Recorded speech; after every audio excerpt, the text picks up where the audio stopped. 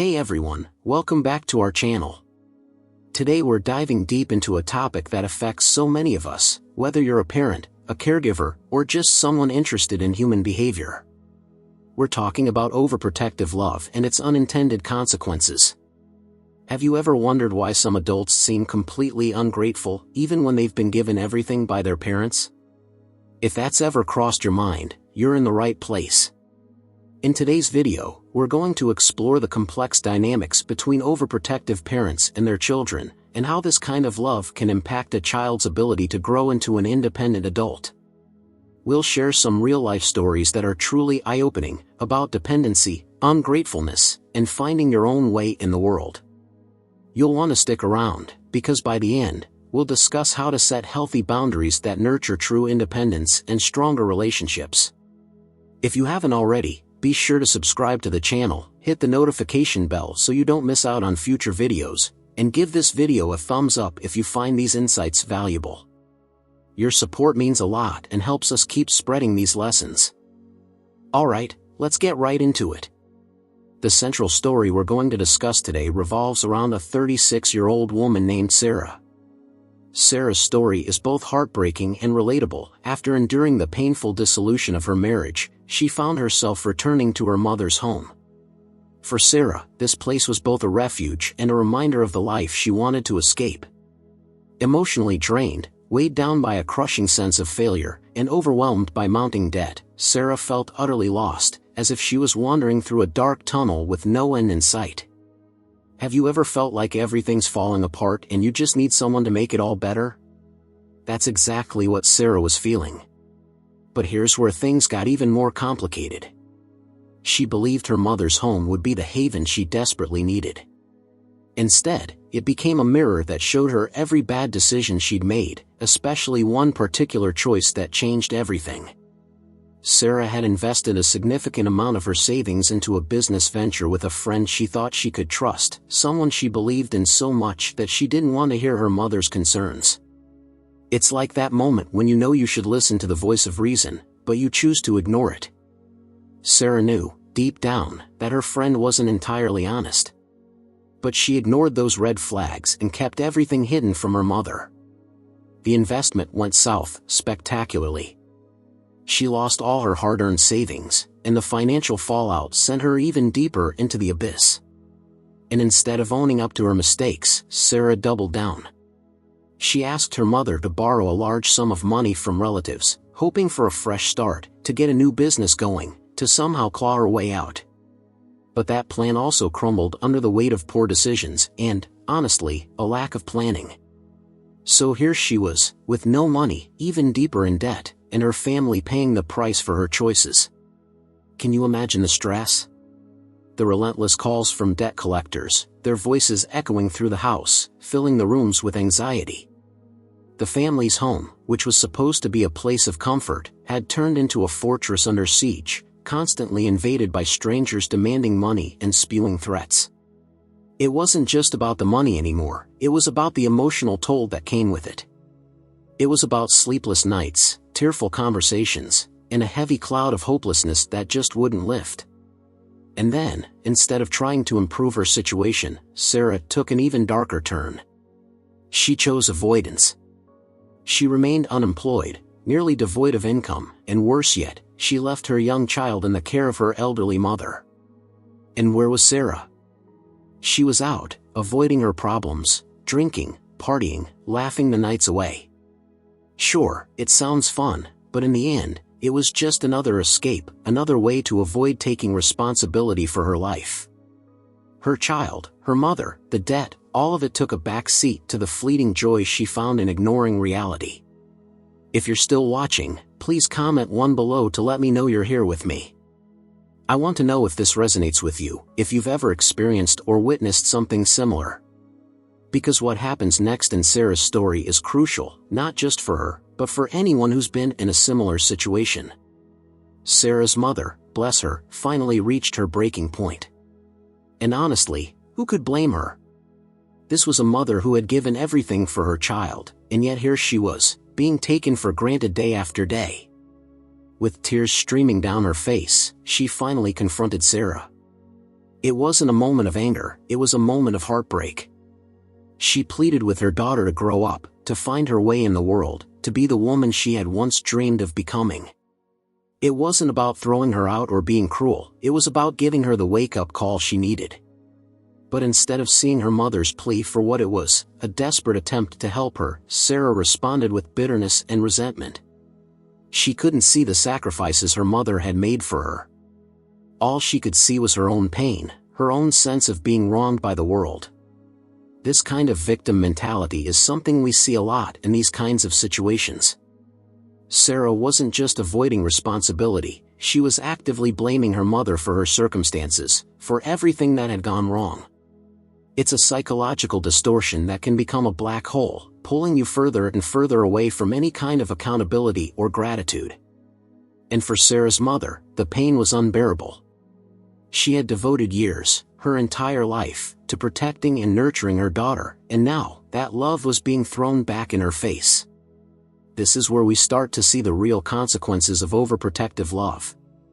It's not just about coddling your kids or giving them everything they want, it's about what happens when they become adults and they're not ready for the real world.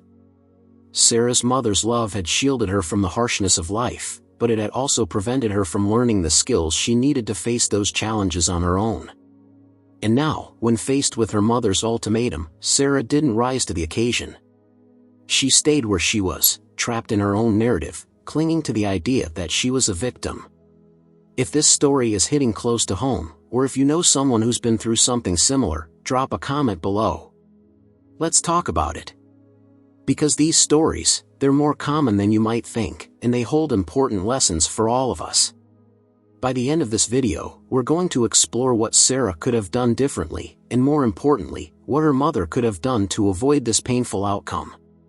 We'll talk about setting boundaries, about the delicate balance between love and freedom, and about how we can support our loved ones without making them dependent on us. So, make sure you're subscribed, that the notification bell is on, and that you've given this video a thumbs up if you're finding these insights valuable. Your support means everything, and it helps us continue sharing these stories and lessons with you.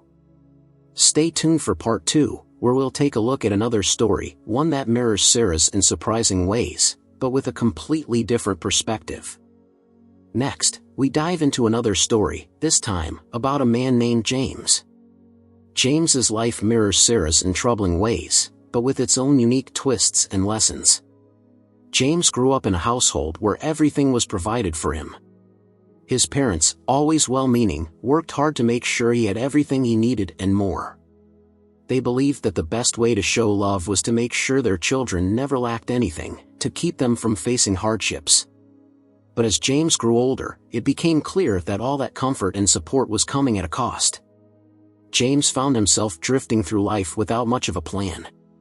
He didn't have a steady job, and honestly, he didn't seem all that interested in finding one. Why would he? His parents always stepped in whenever things got tough. Rent overdue? They paid it. Car broke down? They fixed it. Needed spending money? They gave it.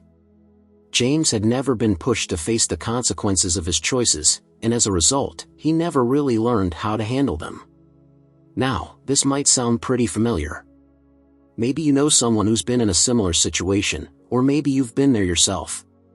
But here's the thing, while James might have seemed like he was living the good life, with no worries or responsibilities, the reality was much darker. He was in a constant state of dependence, and it wasn't just financial.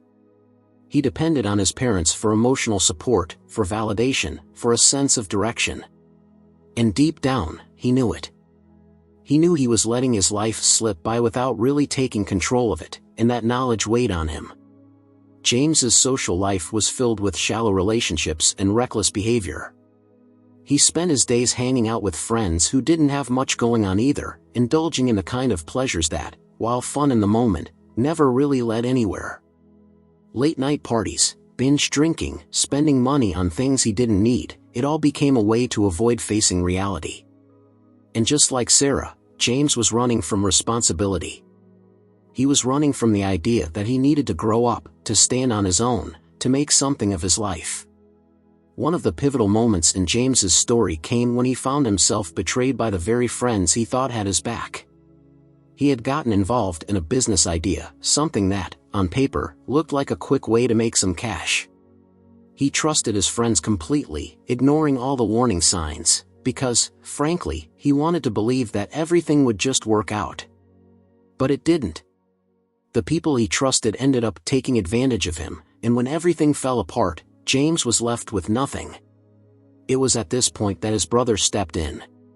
Unlike James, his brother had taken a different path, one that involved hard work, planning, and a sense of responsibility. Seeing James on the brink of losing everything, his brother borrowed money to bail him out, to save him from financial ruin, and to protect their family home from foreclosure. But this wasn't just about money. It was about love, about trying to give James another chance to get his life together. You might think that this would have been the wake-up call James needed. But the truth is, change doesn't happen overnight. James continued to struggle with taking responsibility for his actions. He still blamed others for his situation, his friends, the economy, even his brother for not stepping in sooner. He couldn't see that the real problem was his own refusal to take ownership of his life. James, like Sarah, was what we might call an adult child. He looked like an adult, he had the age, the appearance, even some of the responsibilities of an adult, but emotionally and mentally, he was still stuck in a state of immaturity. He wanted the freedom of adulthood without the responsibilities that came with it. And this is something we see all too often. People who, on the outside, seem like they have it all together, but who are really just struggling to keep their heads above water, because they never learned how to swim on their own. But how did James get here? How does anyone end up in this kind of situation? A lot of it comes down to the environment they grew up in. James grew up in a family where his parents tried to shield him from every difficulty, every challenge. They believed they were doing the right thing. After all, what parent doesn't want to protect their child from pain? But by always stepping in, by always solving his problems for him, they unintentionally taught James that he didn't need to solve problems for himself. This kind of overprotective environment can be incredibly damaging. It's like trying to grow a plant in a greenhouse where the temperature is always perfect, where there's no wind, no harsh sunlight. The plant might look beautiful, but the moment it's exposed to the real world, it struggles to survive. It's weak, unprepared for the elements. James was that plant. He had never been given the chance to develop the resilience he needed to face life's challenges, and as a result, he crumbled when things got tough. One of the most heartbreaking aspects of James's story is the toll it took on his parents. They loved their son, of course they did. And they wanted nothing more than to see him succeed, to see him happy. But the more they tried to help, the more they ended up enabling his behavior. They were caught in a cycle, one that many parents find themselves in, where their love and support were actually holding their child back. It's a painful realization, one that often comes too late. Eventually, James's parents, like Sarah's mother, reached their breaking point. They couldn't keep bailing him out. They couldn't keep sacrificing their own well-being for a son who refused to take control of his own life. With heavy hearts, they told James that he needed to move out, that he needed to find a job, that he needed to start taking care of himself. It wasn't because they didn't love him, it was because they loved him too much to keep enabling his behavior. They wanted him to grow, to become the man they knew he could be. James's reaction was, predictably, one of anger and resentment. He felt abandoned, betrayed by the very people who had always been there for him. But this time, there was no one left to blame but himself. And that realization, painful as it was the first step towards real change. For the first time in his life, James was forced to face the consequences of his actions. He had to find a job, had to pay his own bills, had to figure out how to navigate the world without the safety net his parents had always provided. It wasn't easy. In fact, it was probably the hardest thing James had ever done. But slowly, he began to change. He started to see that the freedom he had always wanted came with responsibilities, and that those responsibilities weren't something to be feared, they were something to be embraced. He learned that real independence wasn't about doing whatever you wanted, whenever you wanted. It was about taking control of your life, about making choices and accepting the consequences of those choices. James's journey is still ongoing. He's not perfect, none of us are. But he's learning.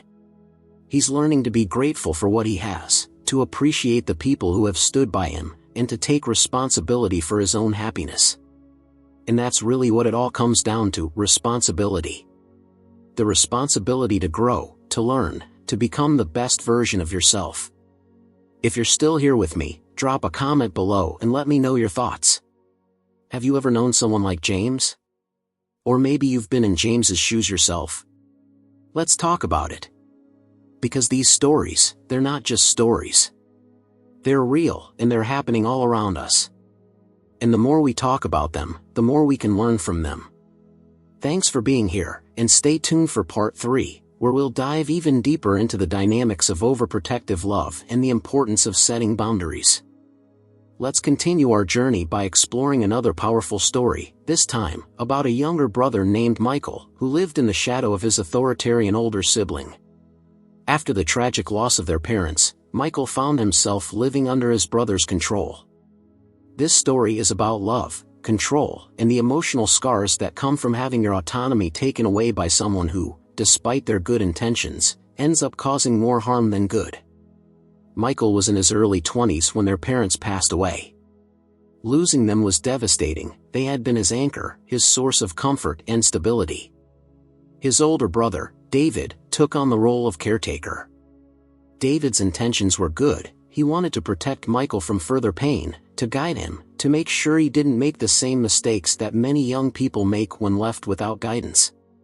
But David's way of showing love was through control, and that control began to suffocate Michael. David decided everything for Michael. What job he should take, who he should date, how he should spend his time. It wasn't just about protecting Michael from bad choices, it was about keeping him safe from everything, even the smallest risks. David believed that he knew what was best for his younger brother, and he took it upon himself to steer Michael's life in the right direction. It was like Michael was living in a box, a safe, comfortable box, but one that kept him from truly experiencing life. Michael grew up feeling like his voice didn't matter. Every time he tried to make a decision for himself, David would step in, telling him that he was wrong, that he didn't understand, that he wasn't ready to make those choices. It's like being told over and over again that you're not capable, that you need someone else to make the decisions for you. And after a while, Michael began to believe it. He started to doubt himself, to question his own abilities. He became passive, letting his brother take the reins because he didn't think he was strong enough to do it on his own. It wasn't just about big decisions, either. David controlled everything, down to the smallest details. What clothes Michael should wear, what food he should eat, even how he should decorate his room. It might sound like David was just being overly helpful, but for Michael, it was stifling. He had no room to express himself, no way to make his own choices, no opportunity to figure out who he was. He was constantly living in his brother's shadow, following his brother's rules, trying to live up to his brother's expectations. The turning point came when Michael, now in his 30s, met someone who helped him see things differently. Her name was Emma, and she was unlike anyone he had ever met. Emma was independent, strong-willed, and fiercely determined. She had a way of looking at life that was completely foreign to Michael. She believed in taking risks, in making mistakes, in learning from those mistakes. She showed Michael that life wasn't about avoiding every possible failure, it was about embracing the unknown, about discovering who you were, even if that meant stumbling along the way. Emma encouraged Michael to start making decisions for himself. She helped him see that his brother's love, while well-intentioned, was ultimately keeping him from growing. She challenged him to step out of his comfort zone, to take control of his life. And at first, it was terrifying. Michael had spent so many years being told that he couldn't do it, that he wasn't capable, that he needed someone else to guide him. The idea of making his own choices was overwhelming. But with Emma's support, he started to take small steps. One of the first things Michael did was get a job that he chose for himself, not one that his brother had picked out for him. It wasn't a glamorous job, But it was something he was interested in, something that made him feel like he was contributing, like he was in control. He also moved out of his brother's house, finding a small apartment where he could have his own space, where he could make his own rules. These changes were small, but they were significant. For the first time in his life, Michael felt like he was in charge of his own destiny. Of course, David didn't take it well. He saw Michael's actions as a rejection of his love, as a sign that his brother no longer needed him. And that hurt. David had spent years taking care of Michael, sacrificing his own wants and needs to make sure his brother was okay. He couldn't understand why Michael would want to leave, why he would want to take risks when he could just stay safe and comfortable. It led to arguments, to a rift between the brothers that took a long time to heal. But Emma helped Michael see that this was all part of the process. Growing up, becoming independent, it's not always easy, and it's not always without pain. Sometimes, the people who love us the most are the ones who have the hardest time letting go. Michael knew that his brother's control came from a place of love, but he also knew that he couldn't keep living his life for someone else. He had to find his own way, to make his own mistakes, to learn who he was outside of his brother's influence. Over time, Michael and David found a new balance in their relationship. David began to understand that his brother wasn't rejecting him, he was just trying to grow, to become the person he was meant to be. And Michael learned that he could still love and appreciate his brother without letting him control every aspect of his life. Their relationship shifted from one of control and dependence to one of mutual respect, where both brothers could support each other without losing themselves in the process.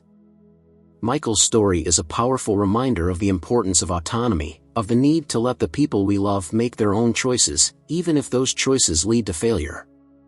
It's about understanding that real love isn't about control, it's about trust.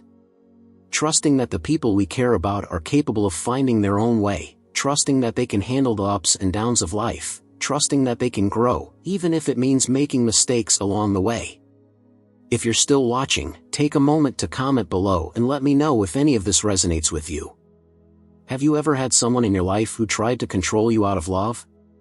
Or maybe you've been the one who's had trouble letting go. These kinds of stories are more common than we realize, and it's so important to talk about them, to share our experiences, and to learn from each other. Before we move on, don't forget to subscribe to the channel if you haven't already, and hit that notification bell so you don't miss any future videos. And if you're finding these stories helpful, give this video a thumbs up and share it with someone who might need to hear it. Your support helps us keep creating content that matters. Michael's journey wasn't easy, and it wasn't without its setbacks.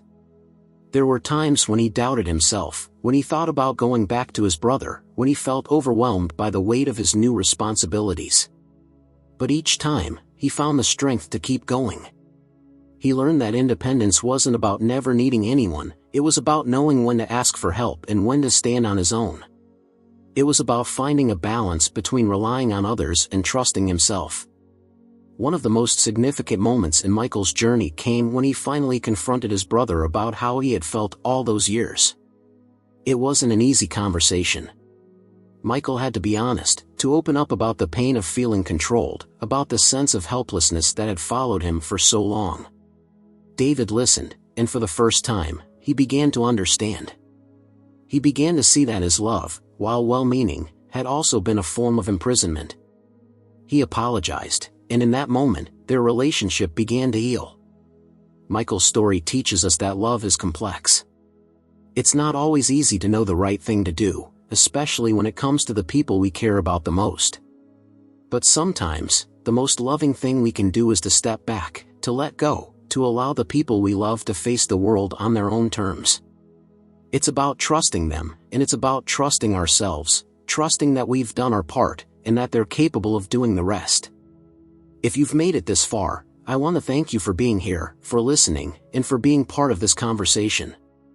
The journey to independence, to self-discovery, is one that we're all on in one way or another. And it's not always easy, but it's worth it.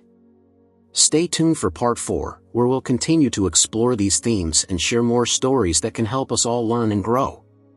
And again, if you haven't already, make sure to subscribe, like, and hit that notification bell. Your support means everything to us, and it helps us keep creating content that matters. Thanks for watching, and I'll see you in the next part. In this part, we turn our focus to the story of an elderly couple, Margaret and Robert, who found themselves facing a harsh reality in the twilight of their lives. Their story is one of sacrifice, dedication, and the painful consequences of unconditional support for their children. Margaret and Robert were a loving couple who dedicated their entire lives to raising their two sons, putting their own needs aside to ensure their children had every opportunity they could provide. But as they aged, they came to realize that the love they had poured into their family had left them vulnerable, with little in return.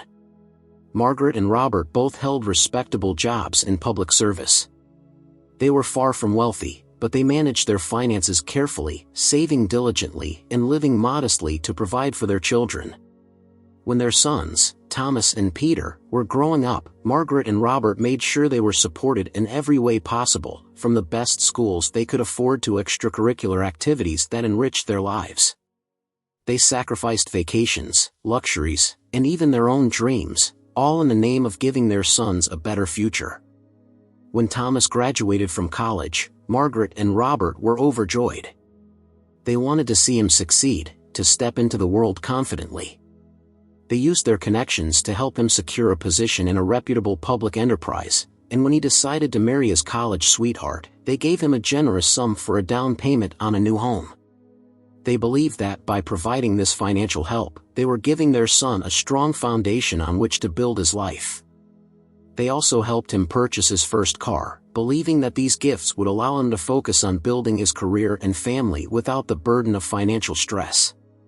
But as the years went by, Margaret and Robert noticed a growing distance between them and Thomas. He rarely visited, and when he did, it felt more like an obligation than a joyful reunion. The couple felt the sting of their son's absence, especially during the holidays. They tried to stay positive, telling themselves that he was busy, that he had his own family and responsibilities. But deep down, they couldn't shake the feeling that something had gone wrong, that the love they had given had somehow failed to create the bond they had hoped for. Their younger son, Peter, took a different path. He struggled more after college, finding it difficult to secure a stable job. Margaret and Robert stepped in again, paying for additional education to help him find his way. Eventually, Peter found work, but it was unstable, and he often relied on his parents for financial support. When Peter decided to buy a home, Margaret and Robert once again emptied their savings to help him with a down payment, believing that this would finally give him the stability he needed to thrive. Margaret and Robert's lives revolved around their children and, later, their grandchildren.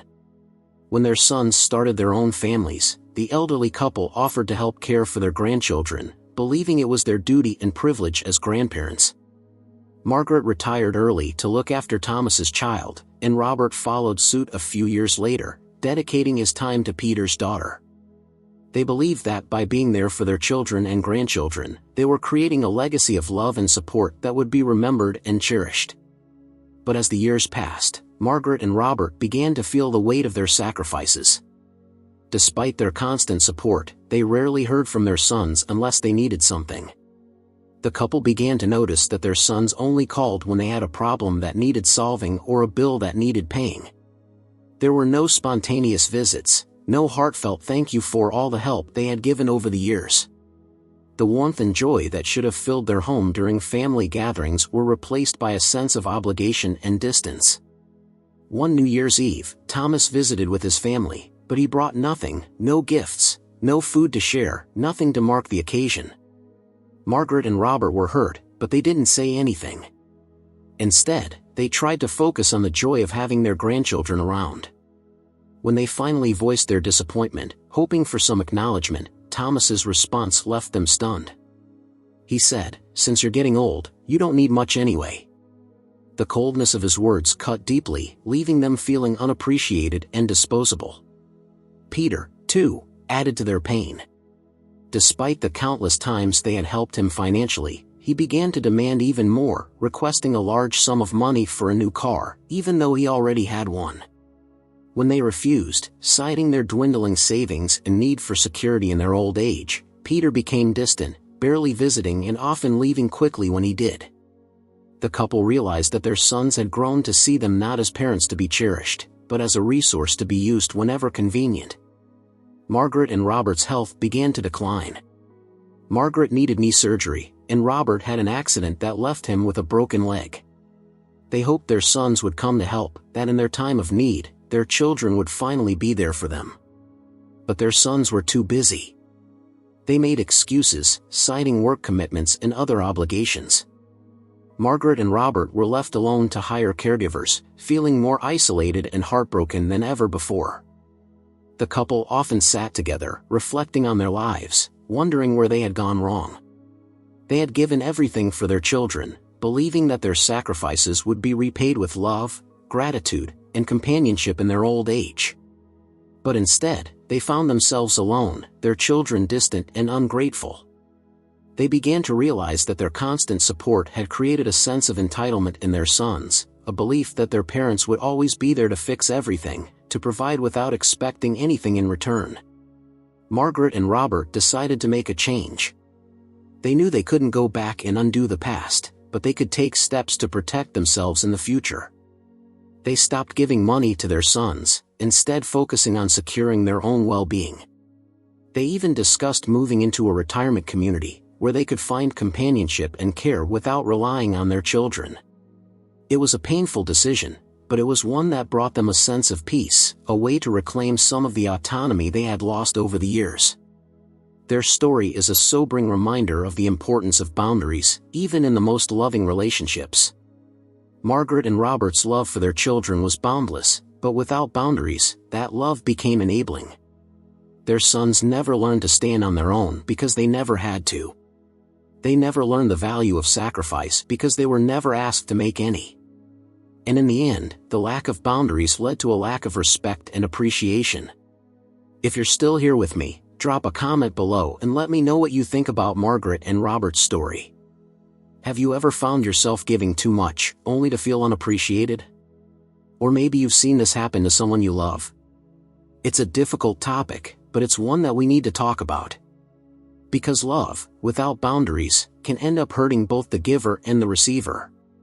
Before we continue, if you haven't already, please subscribe to the channel, hit the notification bell, and give this video a thumbs up if you're finding these stories insightful. Your support really helps us continue to share these important messages. Margaret and Robert's story also highlights the importance of preparing for the future. They had always assumed their children would be there for them, that their sacrifices would be repaid with care and companionship in their old age. But as they learned, that isn't always the case. It's crucial for all of us to think about our own futures, to make plans that ensure our well-being, regardless of what our children might or might not do. Margaret and Robert eventually found solace in each other. They realized that they still had each other, that they could still find joy and meaning in their lives without depending on their sons. They began to explore new hobbies, to reconnect with old friends, to find ways to live that didn't revolve entirely around their children and grandchildren. It wasn't the future they had imagined, but it was one that they could face together, with dignity and love. Their story is a reminder to all of us that love must be balanced with boundaries, that giving must be balanced with self-care. It's about understanding that sometimes, the most loving thing we can do for our children is to let them struggle, to let them learn, to let them grow. And it's about making sure that we don't lose ourselves in the process of giving, that we protect our own well-being, our own happiness, so that we can continue to give from a place of strength rather than depletion. If you've made it this far, thank you for being here, for listening, and for being part of this conversation. It's not an easy topic, but it's an important one. Stay tuned for part 5, where we'll explore another story that will help us understand the delicate balance between love, independence, and the importance of setting boundaries. And again, if you haven't already, make sure to subscribe, like, and hit that notification bell. Your support means the world to us, and it helps us keep creating content that matters. Thanks for watching, and I'll see you in the next part. In this part, we explore the story of a family that faced the difficult reality of intergenerational dependency. This story revolves around Linda, a devoted mother, and her son, Kevin. Linda's story is one of love, heartbreak, and the struggle to find a balance between supporting her child and allowing him to grow into his own person. It's a story that reveals how even the most well-intentioned actions can lead to unforeseen consequences when boundaries are not established. Linda had Kevin when she was in her late 30s. She was a single mother, and from the moment Kevin was born, her entire life revolved around him. Linda was determined to give her son the best of everything, and she worked tirelessly to make sure he never felt the absence of a father figure in his life. She was his provider, his protector, and his constant source of support. Kevin was her whole world, and she wanted to be everything for him. As Kevin grew older, Linda's protective instincts only intensified. She didn't want him to struggle the way she had growing up, and she made sure to shield him from every hardship. When Kevin struggled with his schoolwork, Linda would step in, doing the assignments herself if it meant sparing him the frustration. When he faced problems with friends, Linda would intervene, speaking to the other parents and trying to smooth things over.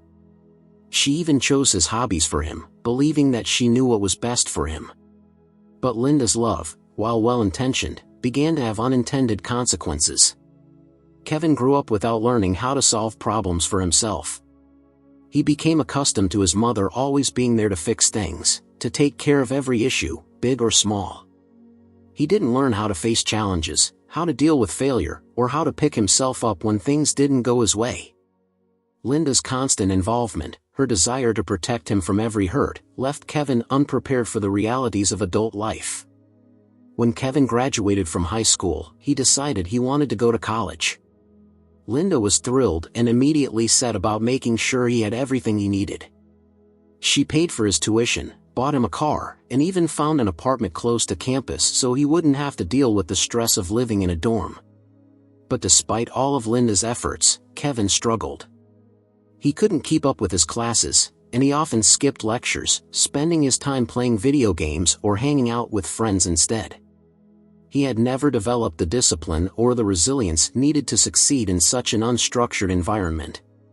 Kevin ended up dropping out of college after just 1 year. He moved back home, and Linda welcomed him with open arms, telling him that it was okay, that he could take some time to figure things out. She didn't push him to find a job or to contribute to the household. Instead, she continued to provide for him, hoping that he would eventually find his passion and motivation. But without any expectations placed on him, Kevin became complacent. He spent his days at home, doing little more than playing video games and sleeping. The more Linda tried to support him, the more dependent he became. It wasn't long before Linda began to feel the strain of their situation. She was still working long hours to provide for both of them, and the emotional toll of seeing her son without direction or purpose was wearing on her.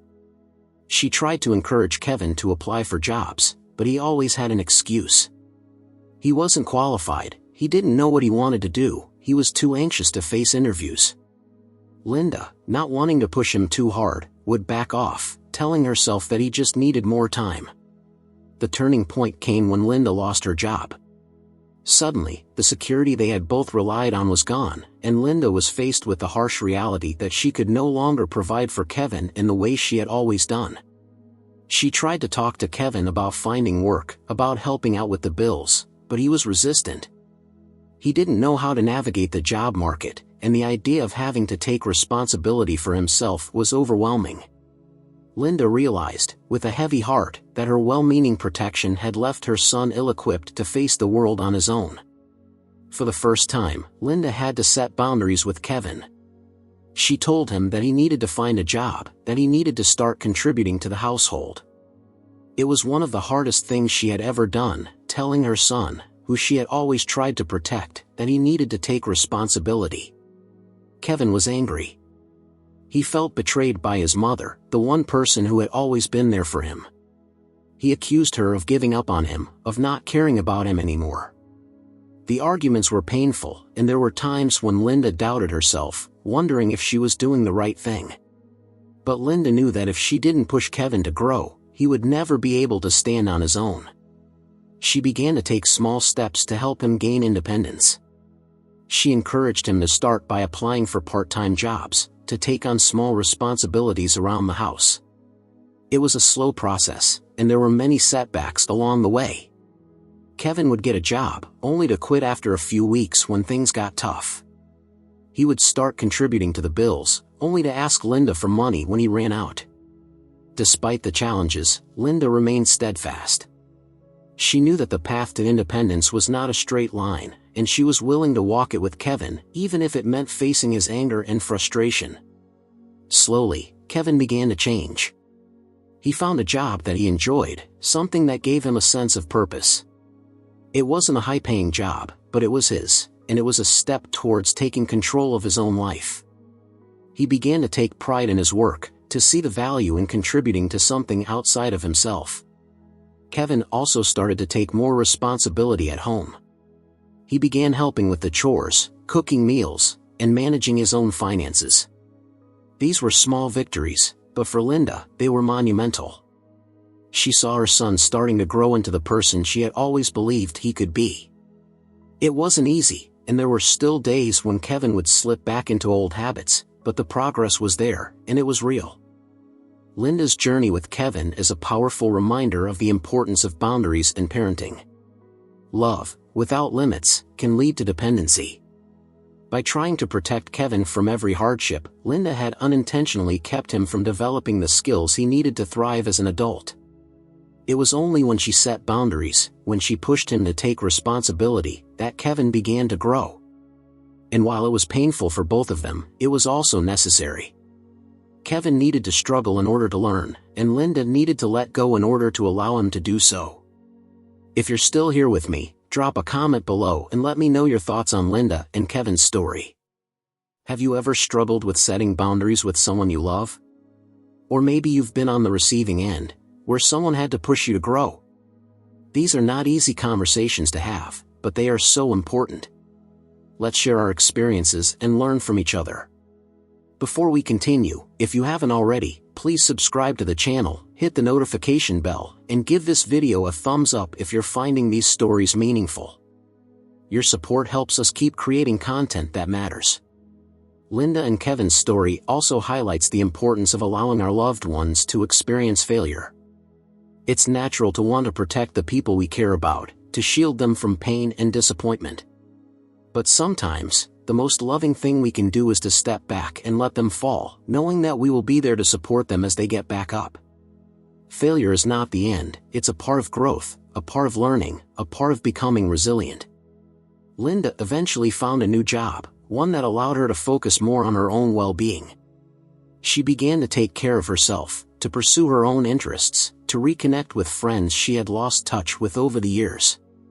She realized that in her efforts to be everything for Kevin, she had lost a part of herself.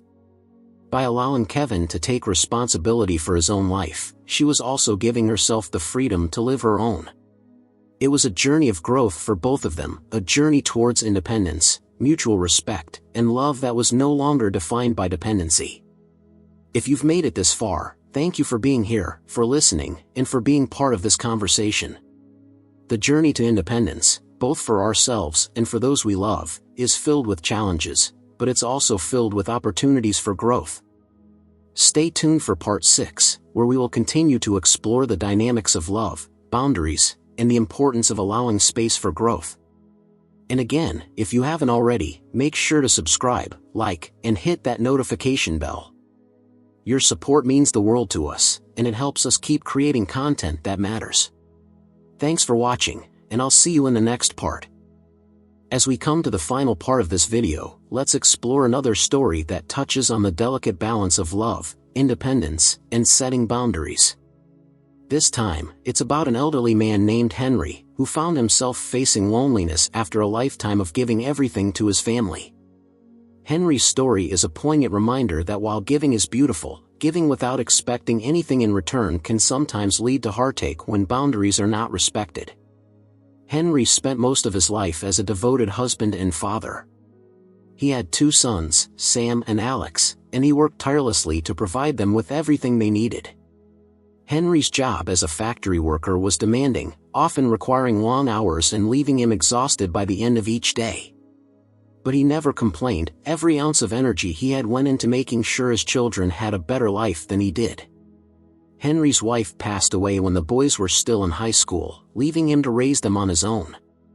He stepped up without hesitation, taking on the roles of both mother and father. He was at every school event, helped with every science project, and made sure there was always a warm meal on the table. His love for his sons was unwavering, and he found comfort in knowing that he was doing everything in his power to support them during such a difficult time. When Sam graduated from college, Henry was overjoyed. He used his savings to help Sam pay off his student loans, believing that this would give his son the fresh start he needed.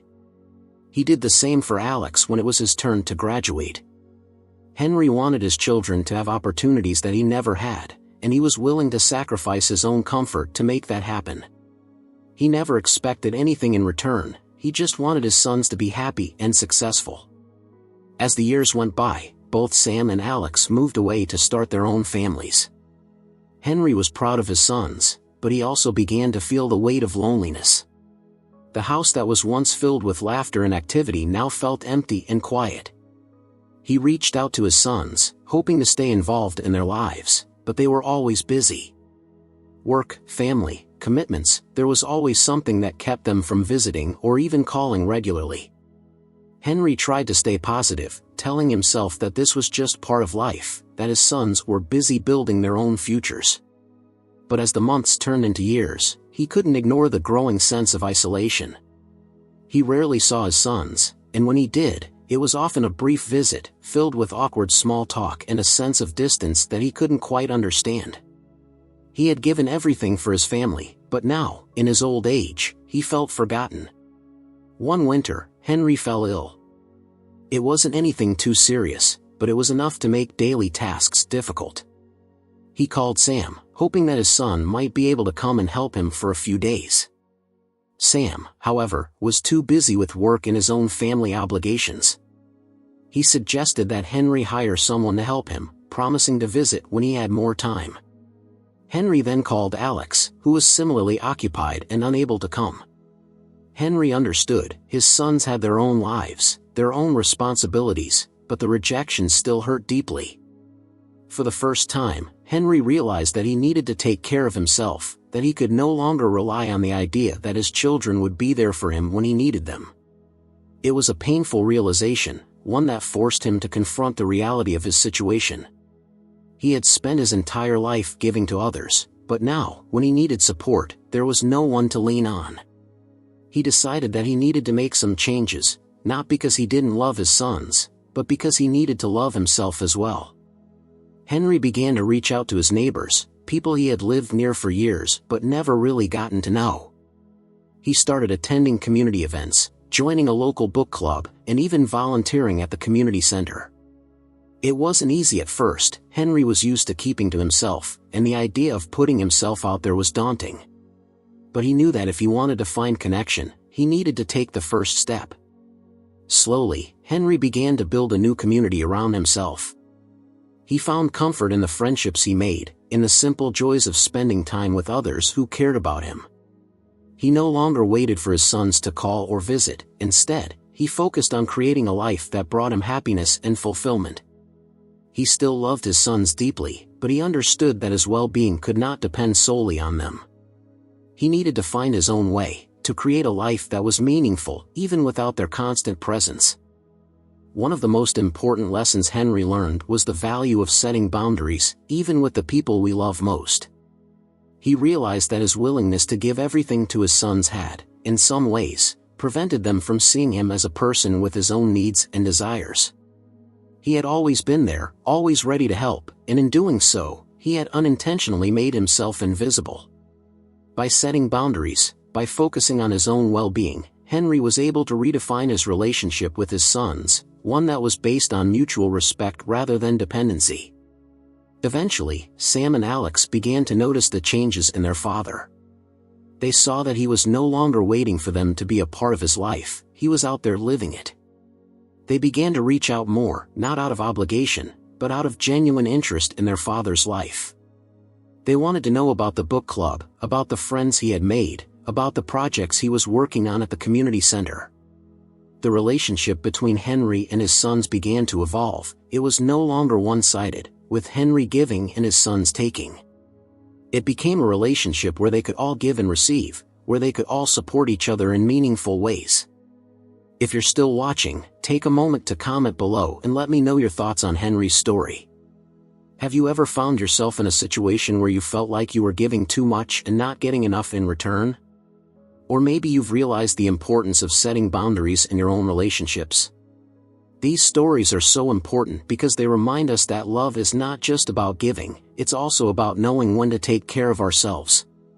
Before we wrap up, if you haven't already, please subscribe to the channel, hit the notification bell, and give this video a thumbs up if you found these stories insightful. Your support really helps us continue to share these important messages. Henry's story is a powerful reminder that while it's natural to want to give everything to the people we love, it's also important to remember our own needs. Boundaries are not about shutting people out, they're about creating space for everyone to grow, to thrive, to be their best selves.